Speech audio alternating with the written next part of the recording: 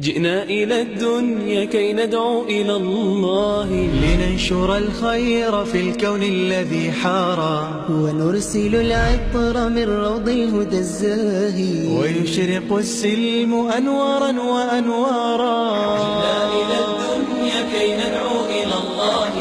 لننشر الخير في الكون الذي حارى، ونرسل العطر من روض الهدى الزاهي، ويشرق السلم أنوارا وأنوارا. الله الله الله أكبر الله. نبينا صلى الله عليه وآله وسلم وحوليه أعماش ونكسن أدقدقا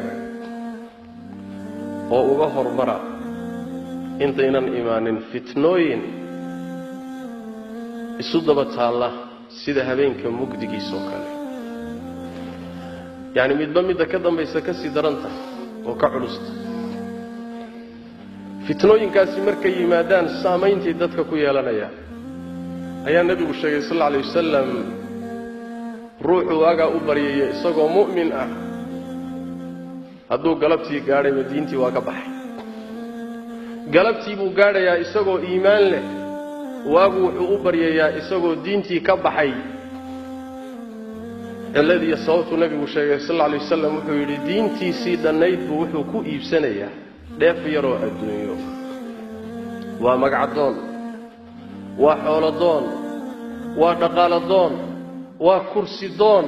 waxoogaa yaroo adduunyo abuu dhaafsanayaa diintiisii fitanka maadiga ah iyo maadada iyo taqdiisinteeda abuu nabigu tilmaamaya salawaatu rabbi wa salaamu alayhi maanta waxaynu joognaa oo nool lahay xilliga uu nabigu fitnooyinka iyo dhibaatooyinka tilmaamaya qayb ka mid aynu nool lahay waxaana nabigeena ka sugan sallallahu alayhi wasallam inuu yiri zaman ma jiro waqti ma jiro illa hadduu jiro midka ka dambeeya ayaa ka sii shar badan waxaynu joognaa caalam hadda ka hor kala xidhxidhnaa oo nin walba fikirkiisa iyo wuxuu rumaysan yahay meeshiisa la joogay maanta se isku furmay oo tuulo yar noqday nin walbana wuxuu rumaysnaa uu miiska soo saaray waxaan joognaa waqti dhallinyaradaba ha u badnaadeene dad badani ay diintoodii ka fitnoobeen oo ay ku dhaceen afkaar khaldan oo khariban asbaabta keentayna waa la iska garanaya shabakada internetka iyo websaydyada iyo goobaha bulshadu ku kulanto twitterka youtube-ka iyo wixii la mid yawmiyan bal daqiiqad walba waxaa la soo dhigaa intaasoo milyan oo fikradood ayaa la soo dhigaa waa miis gaalnimadu saaranta oo ilxaadku dhinac ka saaran yahay oo bidcada iyo shubahaadku dhinac ka saaran yihiin oo khayrka ku jiraaya aad u yar yahay nin muslim ah oo dhallinyaro ah baa halkaa diin ka raadinaya muska iyo xidhka iyo miiska qashinku ka buuxo ayuu rabaa inuu khayr iyo hanuun kala kulmo markaasuu halkaa diin ka raadinaya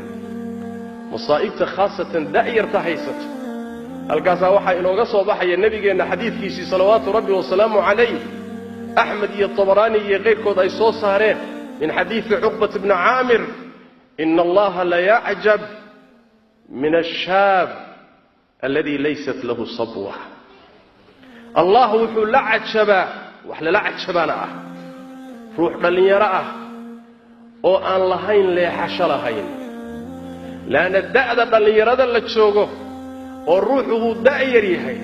cilmigiisa iyo caqligiisu ma bisla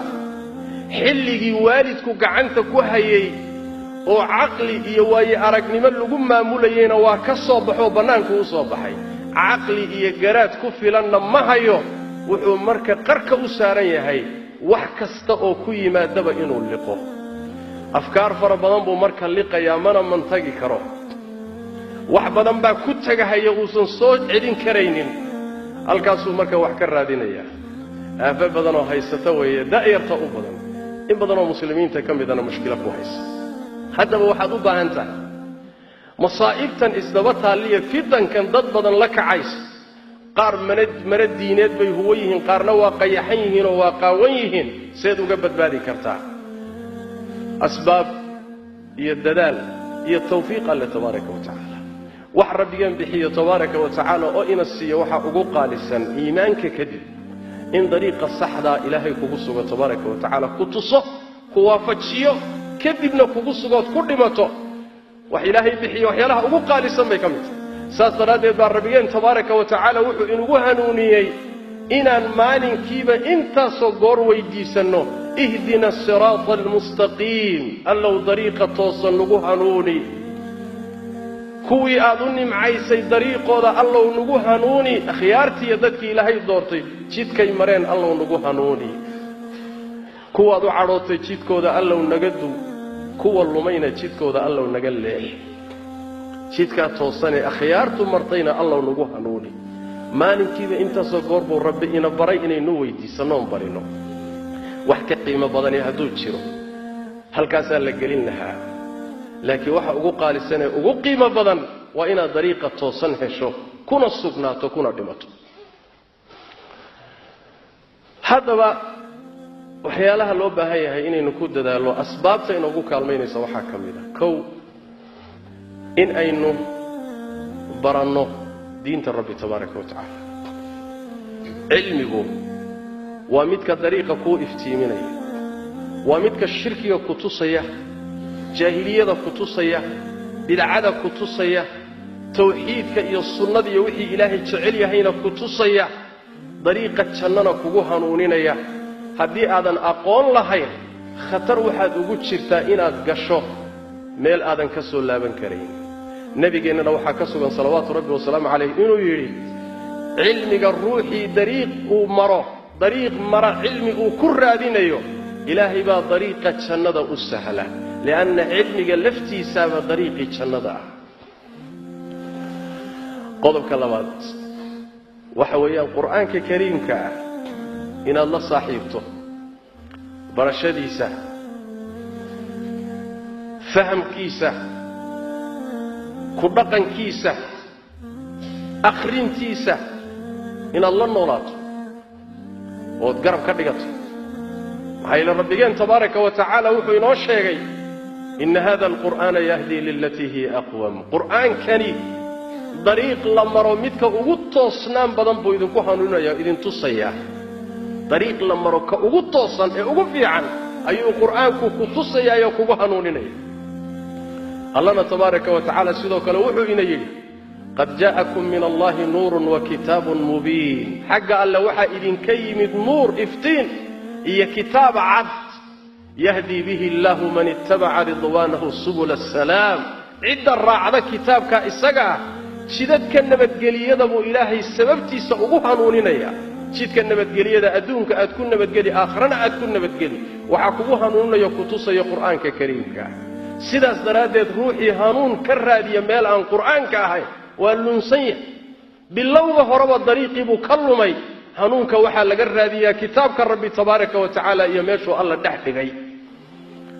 midda saddexaadii waxa weeye sunnada nabigeenna salawaatu rabbi wasalaamu calayh iyo axaadiista rasuulkeenna ka sugan maxaa yeelay xilka nabigeenna salawaatu rabbi wasalaamu calayhi iyo shaqadiisu waxay ahayd inuu qur'aanka sharxo litubayina linnaasi maa nuzila ilayh inuu dadka qur'aanka u sharxo ilaahay maqsuudkiisa u caddeeyo sidoo kalena inuu u jideeyo axkaam xagga rabbi ka timid iyada lafteeda lianna axaadiista nebiga iyo sunnadiisu salawaatu rabbi wasalaamu calayh saddex bay isugu jirtaa qaybi qur'aanku wuxuu sheegay bay sheegaysaa oo caddaynaysa qaybina qur'aanka macnihiisii ama ay sii caddaynaysa oo khasisaysaa ama ma ahee iطlaaqiisay qaydaysaa qur'aankiibay sii caddaynaysaa